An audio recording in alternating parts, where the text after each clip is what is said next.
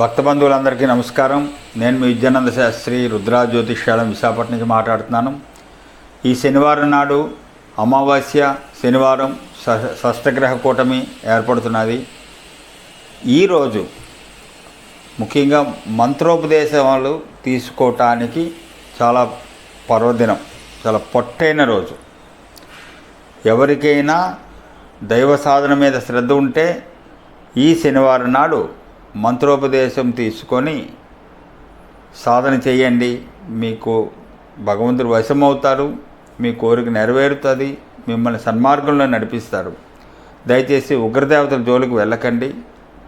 మీలో వికృతమైనటువంటి ఆలోచనలు పుట్టించేటటువంటి పరిస్థితుల్లోకి వెళ్ళిపోకండి.